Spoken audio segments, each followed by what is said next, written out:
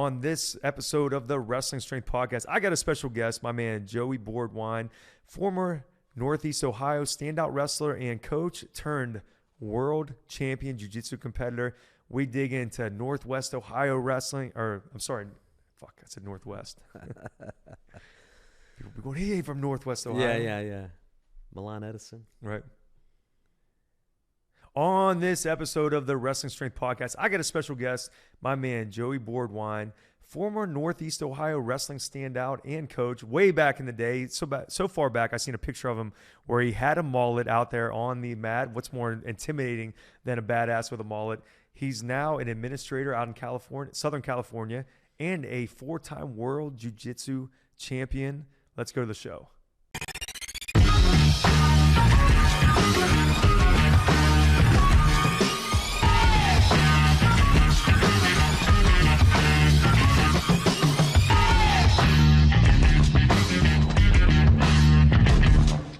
Yo, welcome back to the Wrestling Strength Podcast. As always, I am your host, Coach Myers, and the Wrestling Strength Podcast is brought to you by Max Effort Muscle. Make sure you go to maxeffortmuscle.com for all your supplement needs. We have our Build a Stack option. That's any 3 products for $110, and you get a free t-shirt with that. Or our XL Stack option, which is any 5 products, and you usually get a free hoodie with that. That's for $175.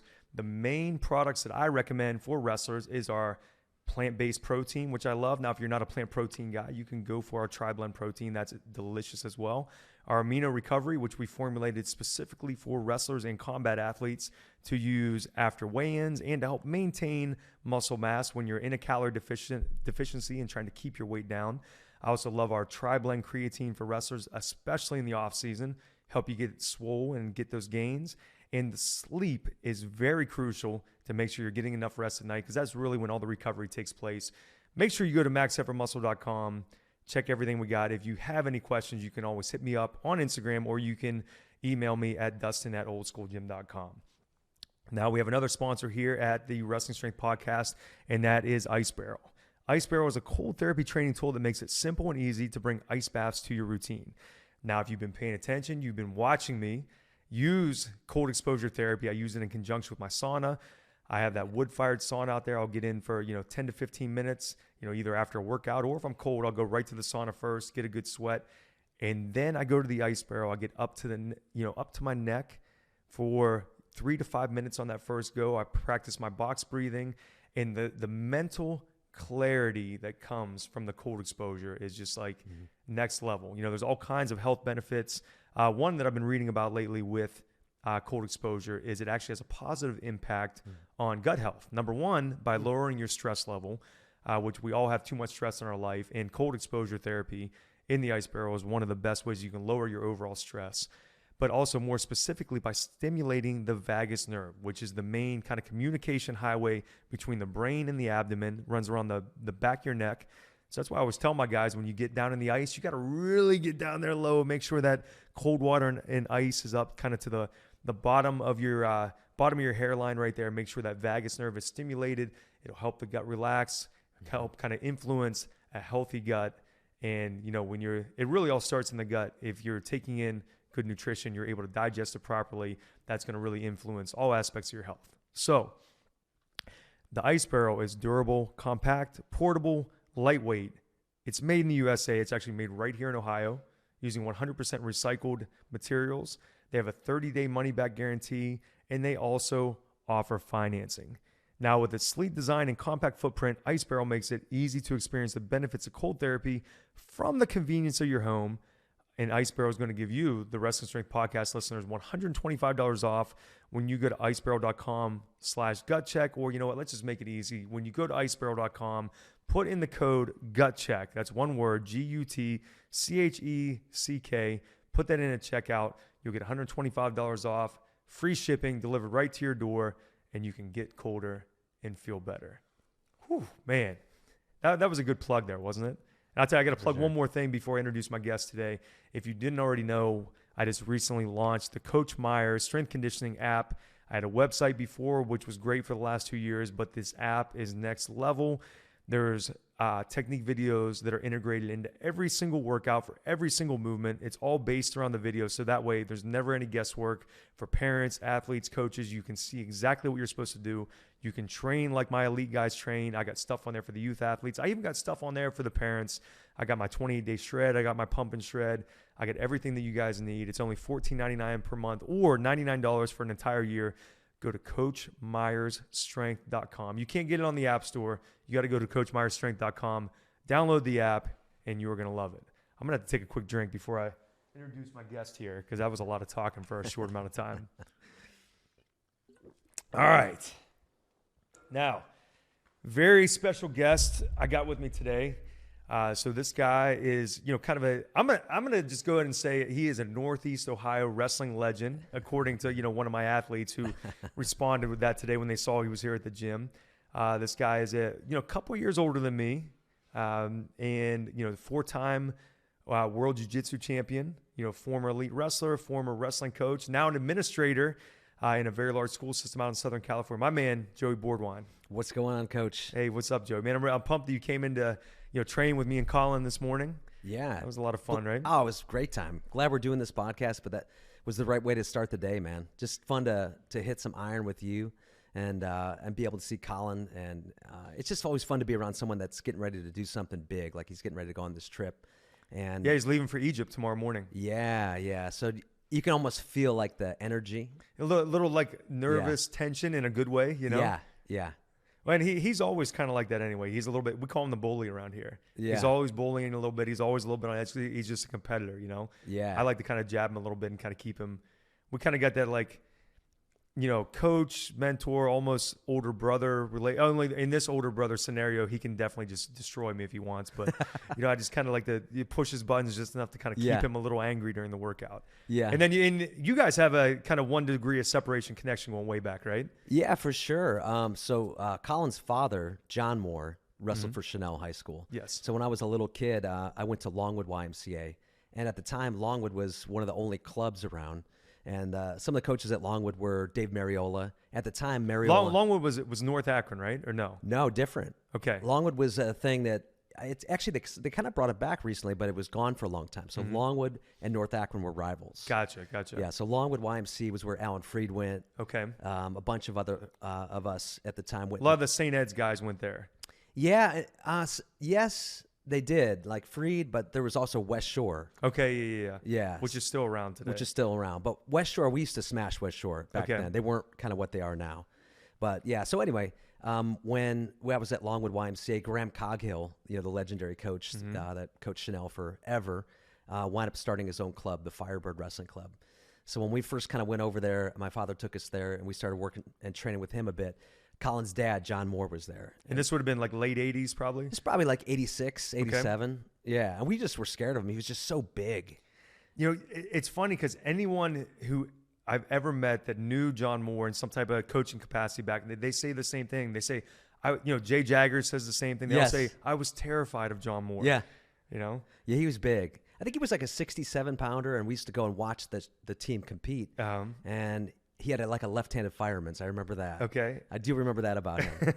And the other thing I remember about him is that Coghill sometimes would be talking, and every now and then John Moore would walk up behind him and just pick him up, like playfully. Yeah. And we were like, damn, he could pick up Graham Coghill. Like, he just seemed like a larger-than-life character. Massive human, right? Yeah, so then when the name Colin Moore kind of started to emerge in the D3 Ohio wrestling scene, somehow I figured out that was his kid. And you're like, oh, that makes total sense. Yeah. Yeah, and then watching how he grew at Ohio State under Tom was amazing. Yeah, it's funny to think, when he came in, he was kind of an under-the-radar type recruit. Totally. And then to leave Ohio State as one of the greatest ever. And now on the freestyle scene, just won that big tournament over in Croatia. I don't know if the world rankings have came out yet, but he might be ranked, top 5 in the world right now. And should be definitely in contention, for assuming he makes the team at 92 kilos. I guess I don't want to get ahead of myself here, but, dropping down to 92 this year, Cox went up to 97 and he should be the favorite to make the team. And I think he's going to be one of the favorites to win the Worlds this year. Yeah, dude. And look, you've done an amazing job with him. Like, he looks great. And when I watch him compete, he just looks every bit of the weight now. And it's cool to see the work that you've done with him, play out on the mat. It's really cool. Yeah, it's been a lot of fun, man. Then I think back to when you and I first met, was when I was still down at Ohio State, and I was coaching Johnny. I think Johnny was still on the team, and you randomly kind of reached out to me. You were coming in town for maybe. Yeah, I can't remember. We come in town for the Big Tens or the state tournament or something. I think that's what it was. Yeah, I think the Big Tens. Yeah, that was when we had the Big Tens and the state tournament in the same weekend here. And that's what it was. And you just kind of reached out. I was like, hey man, I'm from Northeast Ohio. I used to work with Ty Mitch and Johnny DeJulius. And can I come by and see your gym? I said, yeah man, come through and lift. And you show up and it's me, you, and Beanie Wells. Kind of an odd trio to work out together. But that was the first time we met. Yeah, I think so. Well. What I liked about your content that you're putting up, and there's all these strength coaches out there, but what I liked about what you were doing was it was just so simple. It was just hard work. It's like, they're videotaping hard work. They're videoing hard work and putting it up on Instagram, and I just thought it was so real. And I didn't really see other people kind of doing that. So I'm like, this is cool. He's training a lot of the guys that I know, and it would just be a great guy to meet. And I like meeting people that are doing things at a high level, just to pick their brain and see what I can learn from it, and see what I could draw out of it. Well, I'll tell you, man, I get messages all the time from random people I don't know that want to come train or whatever. And usually most of the time I'm busy, so I kind of ignore them. Or like in that case, in that day, like I'm getting ready to train Beanie Wells. I'm not just going to invite some stranger over. But for some reason, I just kind of got the vibe from you. I'm like, you know what? This guy used to coach Johnny. He just seems like a legit guy. I'm going to take a chance and let him come train with us. And I'm glad I did, because now we've been friends ever since. Yeah. So why don't we talk a little bit about, Northeast Ohio wrestling? Maybe we'll start with, Johnny and Ty, maybe you working with them when they're little. And then I kind of want to rewind it back to, the early days, the late 80s, early 90s a little bit. So tell me about your experience with Johnny and Ty and those guys. Yeah, so I have kind of a interesting experience with those two. They're really good buddies. They grew up in the same town. Yeah, from the same town, from Aurora. And man, we go kind of way back. So when I was the head coach at university school, I got an email from John DeJulius Sr. And he said, hey, my son's a wrestler, and he's got another friend who's a really tough wrestler. And I kind of knew the names. I'd seen them in youth brackets and things. They're little kids, like maybe 5th grade or something like that at the time. Maybe a little older, around 5th grade. And I think he sent me a couple videos, and they were studs. And so they actually came and toured the school, university school. So it's like John and Johnny's mother and Johnny DeJulius and like little Ty Mitch with super blonde hair, and Jim Mitch and Lisa. It was just really cool. So we all kind of hit it off. Fast forward a number of years later, I'd actually moved to Pennsylvania. And then when I returned back to Ohio and bought a house in Aurora, I went up just to open mat to kind of check out the wrestling scene. Super busy with work. And I'm like, I just can't coach right now. I'm just really focused on what I was doing in business. And I'm watching this little kid kind of in the side, and Mark Osgood's like, I'll go, who's that? He goes, that's Ty Mitch. And I'm watching him. I'm like, damn, that kid could be really good. And how old's Ty at this point? Like junior high, maybe? He was a sophomore. Sophomore, okay. Yeah. So I came up to him, and we just hit it off immediately. I said, hey, how'd you do last year? And he's like, I think he took 8th. He's like, I took 8th in the state. I'm like, oh, okay. Who beat you for 7th? He's like, yeah, I got teched by this kid. I'm like, who's teching him? Like, I just couldn't believe that he had gotten teched. I was like, all right. And there's something about him. We just kind of hit it off. And so slowly we traded numbers, and I would message him, how's your weight cut going? Different things like that. And next thing you know, I'm like in the room helping him a little bit. And I loved his parents. They're amazing people. And so I coached him that year, not every day, but on a kind of occasional, a couple times a week basis. He had a big year. So he winds up wrestling Johnny in the state finals. Yeah. And so this would have been his sophomore year. It would have been Johnny's freshman year. Johnny's freshman year, yeah. And so it was a big thing, and it was quite a rivalry. They hit each other like 4 times or something like that. Yeah. So it was and they're best friends. They grow up together. Yeah. And I didn't really follow it, so I guess I didn't know at the time. They could tell you better, but I think Johnny had kind of gotten the better of him when they were young. Okay. The last number of matches. And and then, I mean, so that would have been Ty's first, and he ended up winning 3 state titles, right? Yes. Johnny won 3, and so then his only loss at the state tournament was freshman year to his buddy Ty in the finals. Yes. It was just lost to his own buddy. So the first time Ty wrestled was like the Top Gun finals, and I had been watching Johnny. He'll be mad at me probably, but I watched him really closely. One of the things I think I was pretty decent as a coach was just really like watching who your people are going to compete against and trying to pick them apart, trying to find weaknesses, and then trying to come up with a successful strategy for your own athlete. Like, all right, where do we need to keep this match to maximize our benefits? So I had kind of a plan. I'm like, all right, you are with Ty. It's like you're super quick, super explosive. He's so grindy and just strong. And I would just stay clear of like contact, man. I would just go poke and pop, and just kind of light him up like a if cobra. Johnny gets that grip on your arm or your elbow, you're just not getting it back. Forget it. Yeah. If he gets a handful of positions, there's, at the time, like 4 or 5 different kind of scenarios he can put you in. It's like a guard, like you're stuck. Yeah. You're not getting out. So it worked out really well. Ty, I think he beat him like pretty handily, like 12-7 or something like that. So it was looking really good. But it kept getting closer and closer. And then Johnny beat him at the districts. And in the state finals, it went to overtime. Okay. Yeah, so super close match. And what I remember about that was, both trying to help Ty, but also watching Johnny's face. I'm like, this dude is not ready to go. I was like really getting concerned because I saw how determined he was in overtime. Like, this is not good. I felt like I was coaching maybe the kid that was a little more athletic and had maybe the better chance to win, but I was really concerned by the degree of determination on his face. Well, Johnny is just a gritty, tough competitor, Yes.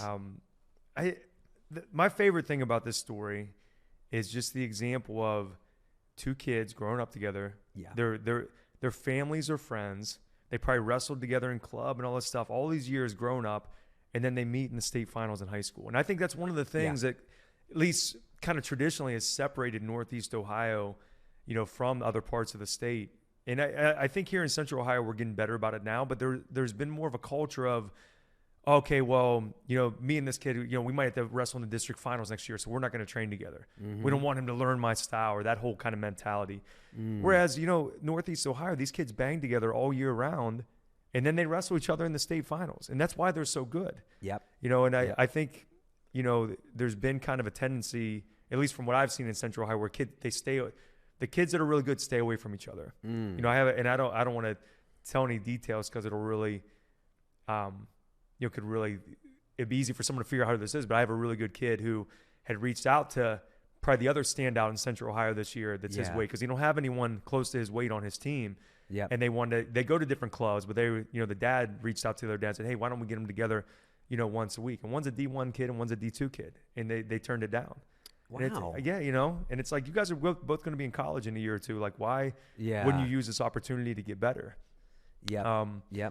So, I think maybe that's something you could kind of speak on a little bit, maybe just kind of that culture of in Northeast Ohio where, kids kind of are in the room together year round from rival schools and competing against each other. And it's really helped, breed a culture of excellence, and competitiveness. Yeah.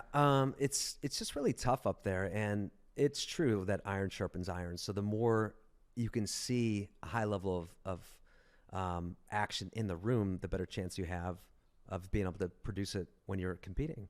And I think up there, because places like North Akron and Longwood and West Shore kind of developed, what it did is it put pressure on some of those communities around it to develop their own youth programs. And then as that happened, now you have more and more people that have programs when kids are young, and people are just mixing and training together, and it just everybody pushes one another to a higher level.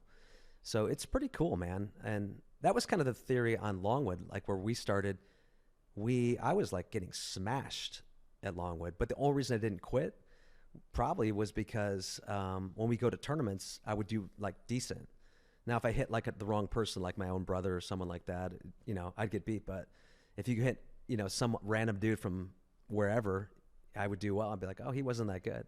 But in reality, like, we were just better than we realized. Yeah. But in the room, you're like the number 3 55-pounder or whatever. the number 4 guy at 60, probably number 3 guy at 60 or whatever. Yeah.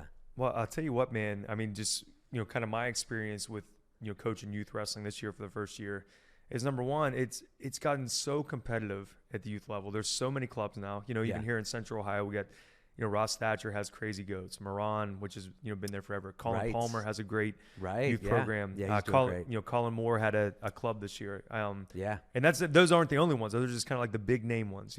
Yeah. There's a ton of them, and it's just wild to me when I go to some of these youth tournaments, seeing how advanced technique-wise some of these 60-pound kids are. Yes. And I'll see a kid and they'll be like, he went 1-2 at the OAC state last year. I'm thinking, who's beating this kid at, as an 8-year-old. Right. You know what I mean? Like these kids are insane. They look like how high school kids looked how I feel like I remember high school kids looking when I was in high school. Yeah. Well, we kind of talked about that a little bit before we started up. And, man, the level of what I see from high school wrestling is so high right now because the access to knowledge and technical knowledge is just not what it was before. So let's just think about it for a second. It's 1981. How do you find out what techniques are out there? You either go to a camp or know someone, or you don't know. That's right. That's right. It. So if you're fortunate enough that you go to some type of camp or somebody like your father or your uncle, or you're fortunate enough to be part of some kind of club, they teach you one thing. Let's say they teach you like a barrel roll, and they teach you how to set it up, and you perfect that thing. Dude, when you go to the local tournament, let's say it's the Twinsburg tournament or whatever it was back then, or the Ohio Super Tournament, which is now probably the Tournament of Champions, you're going to light people up with that. Because they've never seen the move. They've never seen it. Yeah, they've never seen it. Now everything's changed. Oh, yeah. So you can YouTube and Flow, and you have access to the best technicians in the world at your fingertips. It's crazy difference. No, for sure. So not only the better access to clubs, all in the access to just knowledge for strength training, speed training, all these things. Like those things didn't exist. I don't remember there being strength coaches when I was in high school. No. And if I would ask my parents, like, hey, will you pay for me to go train with this Coach Myers guy? They would have laughed. They're like, no. To work out? They're like, we do push-ups. We got weights in the garage. Exactly, Use that.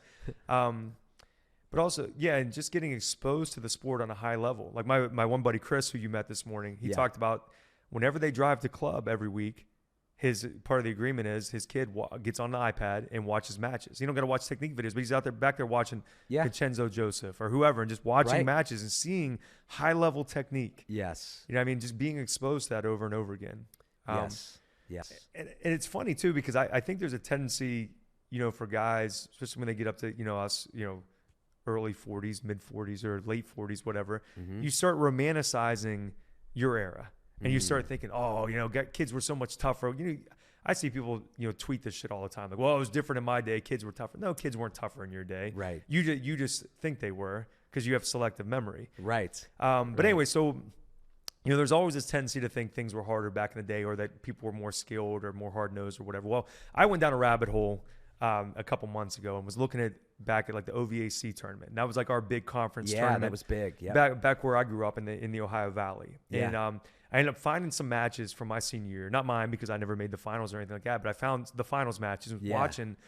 And there was this guy who was like a local legend. I do remember he went undefeated all season, but then went 0-2 at States once he ran into some kids from Cleveland or whatever. But I can remember us being terrified of this guy. He was like larger than life, and he had a tough finals match with another kid from our area that was really good, Yeah. And we thought these guys were so good, and I watched them, and I'm like, these guys look so sloppy. It was like lateral drop after lateral drop. They're throwing each other for 5, and they weren't like some high level like Dom Demas throws that you see now that's going to work in the NCAA. It was just like, I'm like, this is it. This is what we thought the pinnacle was, and so it was really kind of eye opening. I'm like, man, I have kids now that are like, a borderline top 20 kid in the state that would crush this guy who we thought was the man back then. So, maybe that's part of it too, is not being exposed, to what high level wrestling is. I know like in our part of the state, when I was growing up, there was no wrestling clubs. Right. Maybe there was, obviously up in Northeast Ohio, there was stuff, but like in, Eastern Ohio,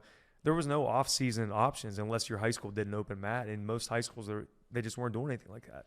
Yeah. I think, that was one of the reasons why the Northeast was so strong, was that you had, first of all, you had Maple Heights, which was like a legendary kind of program. Milkovich built that up, and then you had St. Ed's under Ferguson, and there was a lot of trickle-down effect from that. So different people that grew up under those guys would go and become teachers and coaches and take jobs, and then the kids that they're helping would have that advantage. They'd be like next level. And then the clubs I mentioned, like your North Akrons, your Longwoods, your West Shores, they would go and beat each other up at the local tournaments from the time they're like pretty young, like 10 or 11 or 12. So to kind of use your area, like the Southeast, if you go and maybe those guys don't start till they're like 8th grade, 7th grade maybe. Yeah. So they qualify for the state tournament in 10th grade. They're a district champ. They're they're good. But then they're going to hit somebody that started at, let's say, Longwood or North Akron at 6. Which is a whole different ballgame. Yeah, and they're 16. They have 10 years under their belt. And they've been up there grinding against other people like them. They were 3rd at the district, 4th. And that's how it used to be more that, where you'd have like a number 4 would beat a number 1 in the first round of state. But I think it comes down to just experience.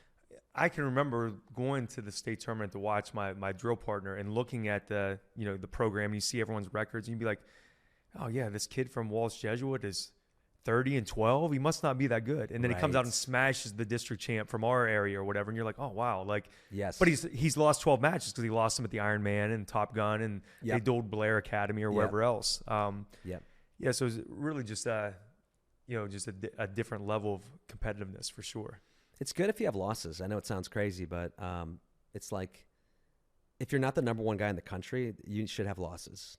Yeah. So hopefully at some point you saw someone that is the number 1 or whoever's better than you, and you figured out why you're not number 1. And you had a chance to see it before it really mattered.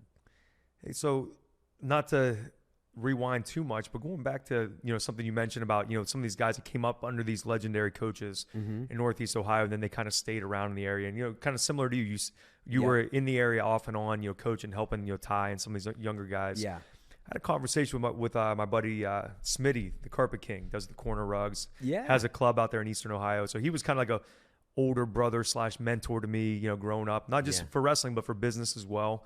Now we become great friends later in life. And his son is going to school at West Allegheny up there in Western PA. Oh, yeah. And one of the things he talked about, because we talk a lot about it, kind of Ohio wrestling versus PA wrestling, because he's coached in Ohio forever, but now his son's growing up in that Western PA, that Whipple district, which is really strong traditionally. Yep. And he said the main difference he sees up there is that, in Western Pennsylvania, Pittsburgh area, I'll give you an example. I went up and did some consulting work for North Hills High School. One of their assistant coaches and their strength coach guys, Vertus Jones, who was a 2-time NCAA runner-up. Right. And he said, here's the crazy thing. He said, every high school has a Vertus Jones. Right. He said, every high school in Pittsburgh has some guy who was a 3-time All-American at Penn State, or this guy was a 4-time, national or 4-time state champion in high school, and he wrestled a couple years at Pitt, and he's their assistant. It's like every single high school up there has a guy like that because the guys stay in the area, they get a job, whether they're a teacher or not. Yep. Even if they're just working, some office job or whatever, they end up tied to the high school, contributing to the program. Huge. I agree 100%. And there's 2 things you learn there. Number one, when you have someone in the room that has been at that level, 2 things happen. They share the technical knowledge with these young people, and just them being around the young people are like, it's possible. For sure. It's more tangible. Yeah.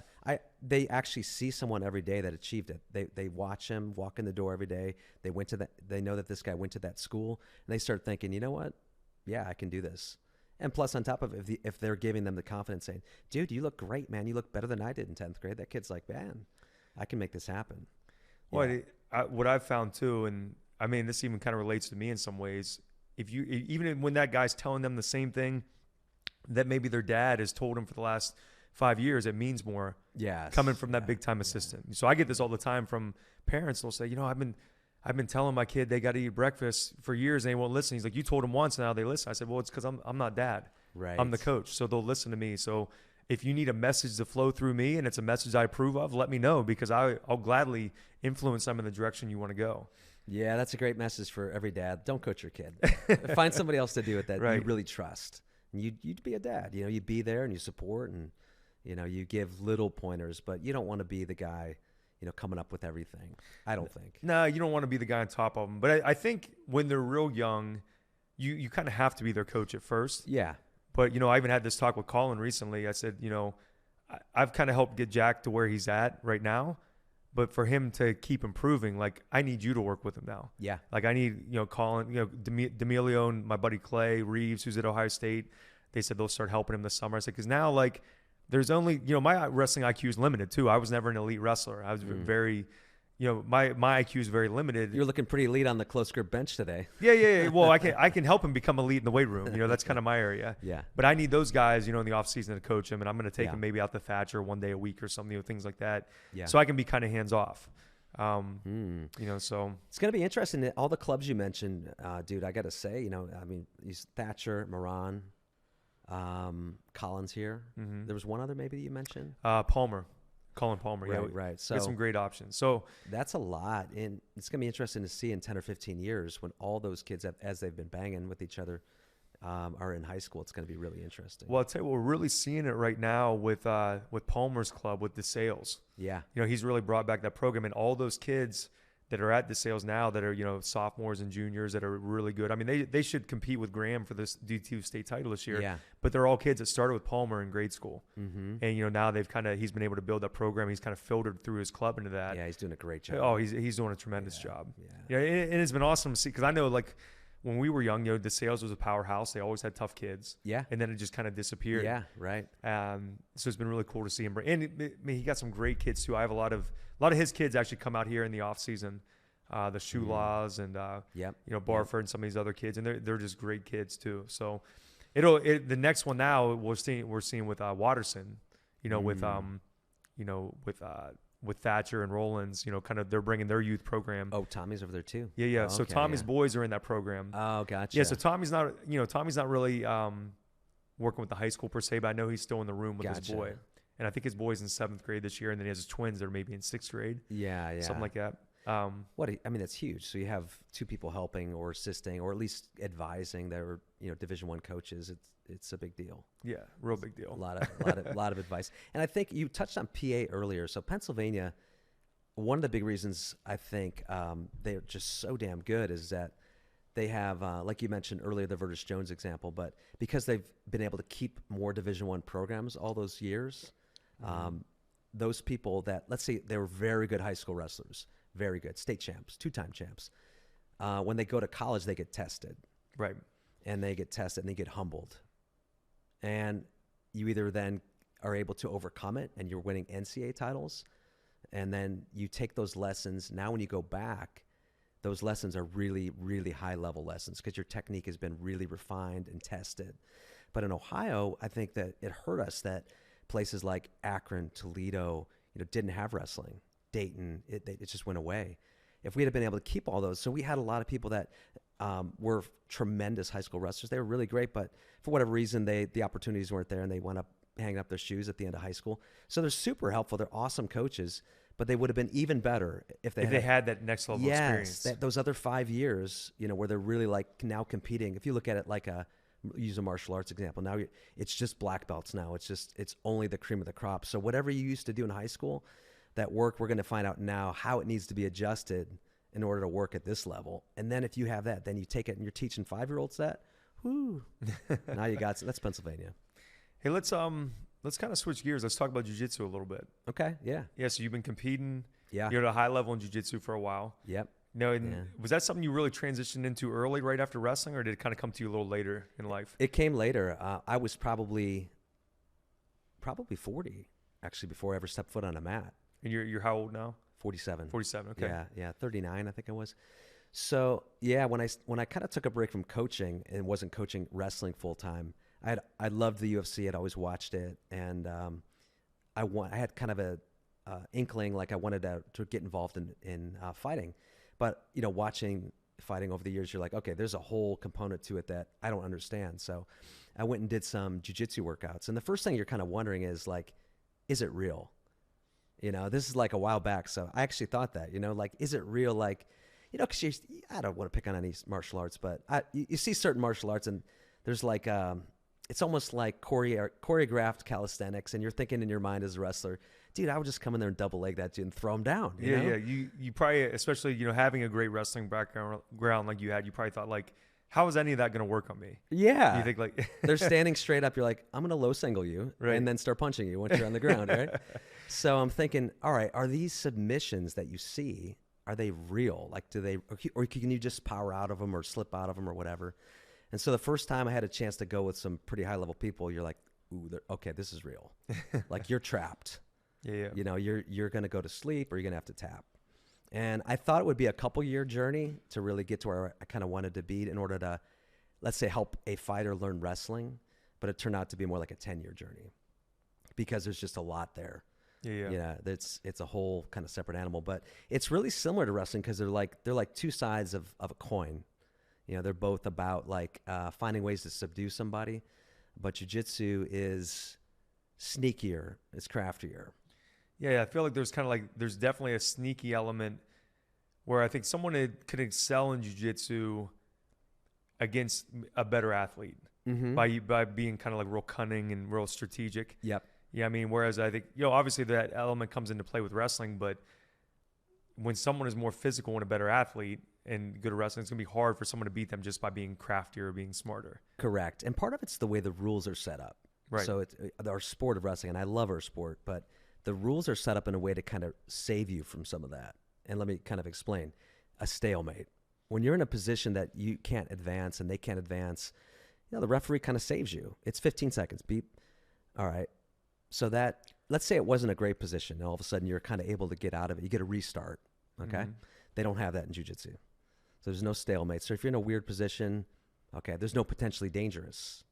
So let's say you're on bottom, you're getting your arm cranked, and you're like, you start to cry out, they stop it, and you get a restart.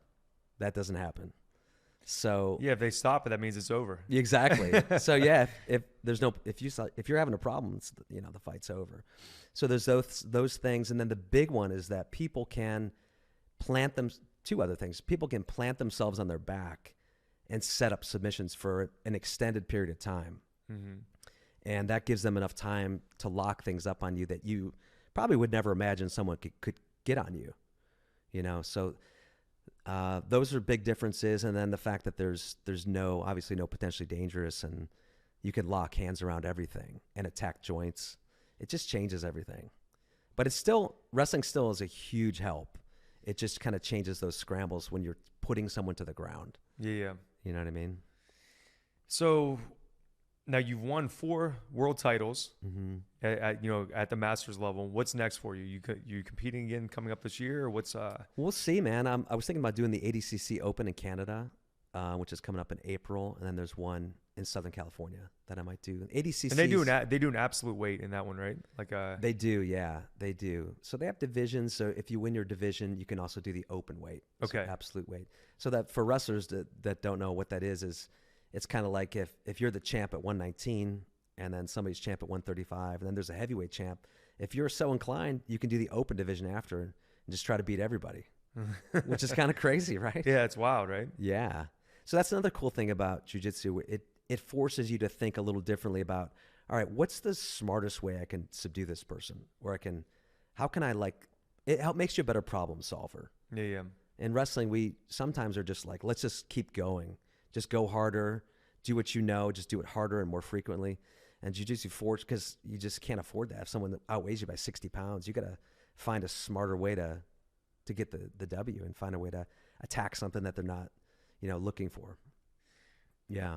All right. So you're out in Southern California now, Orange County, and you're working as an administrator. You're assistant principal, Assistant principal, yeah, at a high school. All right. So tell me a little bit about that. Like, how do you like, working with it? It's a large school district too, right? Big school, yeah. We have like 3,200 students.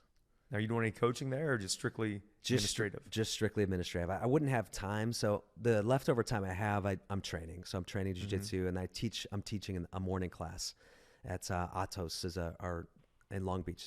Our school is called the Jiu-Jitsu League. Okay. Yeah. So between those things and playing my guitar, I'm swamped. How's the wrestling program at the high school? It's good. We have a great coach. He was a D2 champ. Okay. In Minnesota, and he's a great guy. He's good with kids, and they're pretty tough. Wrestling out there is interesting because there's not a lot of middle school wrestling. Really? It's so different, bro. It's so different. A lot of kids start in high school. But California traditionally is pretty tough. You think it's more of a kind of the depth is because of the population, there versus. Yep. What I see out there is they start late, but they go year round. Okay. Once people start, they go year round and they have good instruction. And then to win a state title out there, it's one division. So just the sheer volume of athletes that you have to go through. And there's a lot of diversity, a lot of different kinds of ethnicities out there. And there's some amazing athletes. So it's a load to win this California state title. Yeah. For those reasons. Yeah. So I'm digging it, man. Like probably my favorite thing to do, which is weird, but I thought I would hate it. Like as a young man, is some of the discipline stuff I actually think is kind of cool. And the reason why is if somebody's having a hard time and they're like on the wrong track, but they're 15 and they have a meaningful conversation with someone, like in my position, there's a chance that kid like totally changes their direction. You can totally course correct them. Yes. It's possible. And so that's the main thing I try to think about as I'm sitting there talking to them. Like, what is behind what's going on? And what could I say to this person to help them start asking themselves the right questions and coming up with different answers where they're gonna go the other way. And that's probably the main reason I got back into education, was just to make a difference. Try to be a force for good. Man, do you think there's really no more powerful force than that? If you can help kind of course correct a kid and maybe influence the rest of their life in a positive way. Mm-hmm. And it's something that might not even play out for years and years. That's right. That's a really, really powerful thing. It's special. It's what I loved and love about coaching wrestling. Mm-hmm. You definitely love the exhilaration of someone winning, and the I guess the execution of the art, the technical art is beautiful. But the big thing is to watch somebody who they become on the journey. Mm-hmm. If they become this improved person, kind of this best version of themselves, man, that's where it's at. Well, that's why I always look at the weight room as such a great teacher to young people, young men, especially these kids that I work with.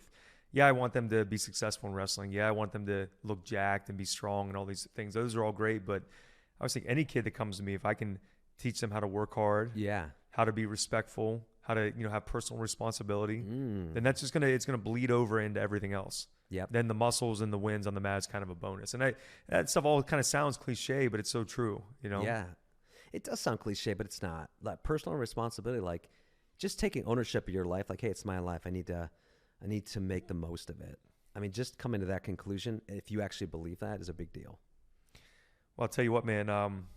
It sounds like you guys got a great program out there in your high school. I'd love to come out there and work with them. So you talk to that coach and say, hey, we need to bring in Coach Myers for some consulting work. That way you and I can go do a little surfing and whatever else in between. Yeah, you should totally do that. I'll talk to him. Yeah. And it's a great area out there. Let's make it happen, man. Yeah. So Joey, where can anyone who's listening, where can they find you and kind of follow along with your jiu-jitsu journey and listen to you play guitar and all that good stuff? Yeah, for sure. I'm on Instagram at Joey Boardwine, and then I have a second account, Boardwine Grappling. Okay. Like if you want to bring me out to your jiu-jitsu academy and have me kind of go through a whole series, I have a program for the gi jiu-jitsu and also no gi jiu-jitsu, and just I'm like a cheat code for wrestling, because our jiu-jitsu academies, they know that wrestling is a big part of learning how to control someone, but they don't know it. They don't know how to implement it. They don't know how to implement it. Right. And so instead of trying to bring a true wrestler only in, you can bring me in. I know both, and I'll give you like the cheat code basically. So instead of trying to teach you 40 years of it, I'm like, here's what you have to know. Here's what you must know. 100%. If you don't know these things, you will be defeated by a wrestler who does. Well, I think it's an excellent point too, because it's easy to find someone who's an elite wrestler. Yeah. It's easy to find someone who's an elite jiu-jitsu competitor. Yeah. But to find an elite wrestler who's now a world champion jiu-jitsu, you've been able to kind of narrow things down to here's what's going to translate over between the two. Yep. And that was kind of what I always wanted to do. It just took a hell of a lot longer than I thought. All right. So name that Instagram one more time. I'll make sure that we link it up in the comments. Yeah. It's at Joey Boardwine and at Boardwine Grappling. Awesome, man. Yeah, brother. Listen, I really appreciate you coming in today. Yeah, thanks for the work. It was good. That was a lot of fun. Hey, you're welcome here at Old School Gym anytime. Yeah. It's a good place, and I can't recommend your stuff enough to people. Well, while we're at it, let's give one more plug for my app. Again, go to CoachMyersStrength.com. That's the only place you can get it. You can't go to the App Store. CoachMyersStrength.com. Download the app. It's only $99 for the whole year. So all of you coaches or ADs out there, get your boosters to pay for it. It's $99 and you're going to have access to workouts every single week. You can do the same workouts that Colin Moore did this morning. Video techniques for every single movement. It's going to be the best money you ever spent. Yeah. Boom. I love your stuff, buddy. I still use it all the time in the gym back home when I'm not on the mats. I'm doing stuff that you teach. I appreciate it, man. Yep. All right. And we are out.